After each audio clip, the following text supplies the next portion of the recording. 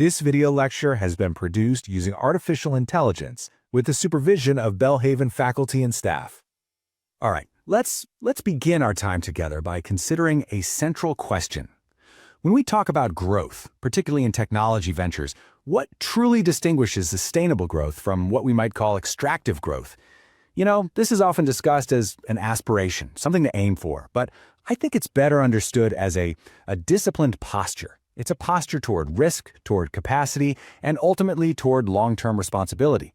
And you see, this distinction, it's not just semantics. It really does fundamentally shape how leaders allocate their resources, how they pace their expansion, and, well, how they prepare their organizations to endure uncertainty rather than, well, collapse under it. So, if we want to define sustainable growth, we really have to begin with this idea of balance. It's a balance between expansion and capacity. See, growth becomes unsustainable the moment the rate of expansion starts to outpace an organization's ability to absorb the complexity that comes with it. And when I say capacity, I'm not just talking about money. Of course, it includes financial resilience, but it's also about our operational systems, our market understanding, and even our cultural coherence. Sustainable growth, it doesn't reject ambition at all. It just disciplines that ambition with foresight. Extractive growth, on the other hand, well, it prioritizes short-term gains. And in doing so, it often consumes things like organizational slack, employee trust, and market goodwill much faster than they can ever be replenished. And this brings us right to the nature of risk. It's a really common error for leaders to focus too narrowly on financial risk, things like cash flow or the next fundraising round. But a posture of sustainable growth, well, it requires our attention on a much wider landscape, simply because risk in any scaling venture is inherently multidimensional. So let's consider these categories for a moment. You've got operational risk, right? That emerges when processes that were designed for small teams get strained by scale. Just think about a customer support system built for 100 users that suddenly needs to serve 10,000. Then there's market risk, which arises when customer demand shifts. Technical risk, that's when your systems fail under an increased load. And then there's cultural risk, and that's a big one. That develops when shared values begin to erode as the headcount expands. But here's the crucial part.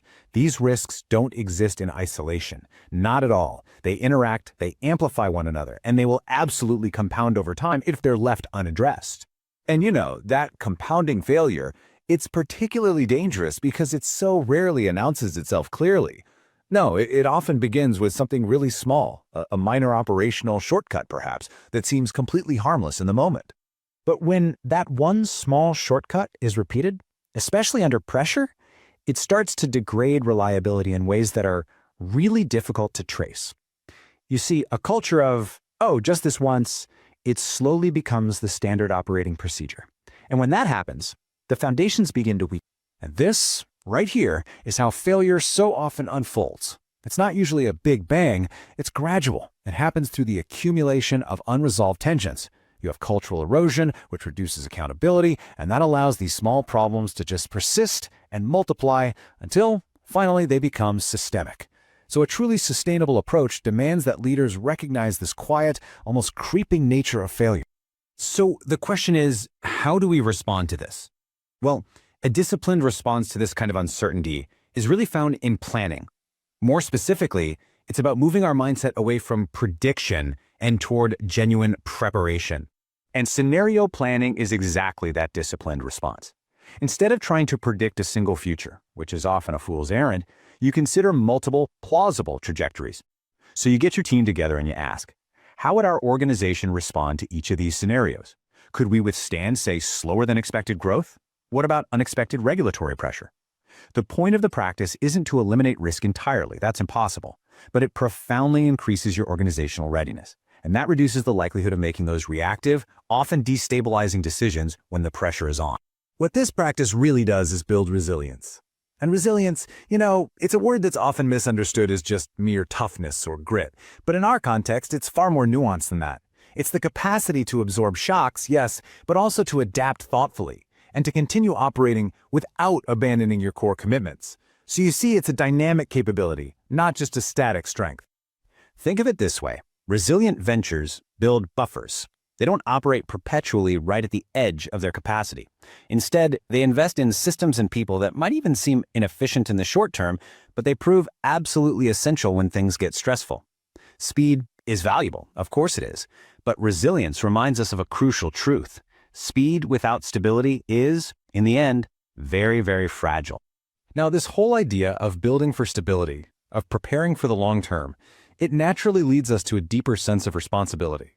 And from a Christian worldview, this entire approach we've been discussing, sustainable growth, it aligns very closely with the biblical concept of stewardship. There's a core idea here. Leaders are entrusted with resources, with people, and with opportunities that do not ultimately belong to them. Scripture is actually quite consistent in warning against pursuing gain without regard for the consequences. And so, wise stewardship calls for foresight, it calls for restraint, and it calls for accountability, especially when growth creates new forms of power and influence. So what this stewardship perspective really reflects is a commitment to faithfulness over spectacle, to endurance over excess. And this directly challenges the common cultural narrative that equates success with just constant, unchecked acceleration. Let's be clear, growth that exhausts people or depletes trust is not truly successful. It doesn't matter how impressive the external metrics might appear. True success honors our responsibilities by seeking long-term flourishing. So as leaders, as we reflect on all the risks that are inherent in scaling a venture, a pretty important question emerges from all of this. Which of these risks, which ones, do you think are the most consistently underestimated? Just think on that for a second. Well, so often it's the cultural and operational risks. And why is that? It's because they're less visible, they're harder to quantify. It's really like an iceberg, isn't it? The most dangerous parts are always the ones you can't see below the surface. Financial metrics, they're tracked closely and they should be, but things like trust, alignment, and process integrity, those can quietly deteriorate for months, sometimes even years, before they ever manifest on a balance sheet. So, in closing, I want to leave you with this thought. Sustainable growth is not a passive outcome. It's not something that just happens. It is an intentional practice. It requires leaders to consciously balance expansion with capacity, to recognize the compounding nature of risk, and to plan for uncertainty with both humility and wisdom. The question for each of us, then, isn't how fast can we grow? The real question is, what are we building to last?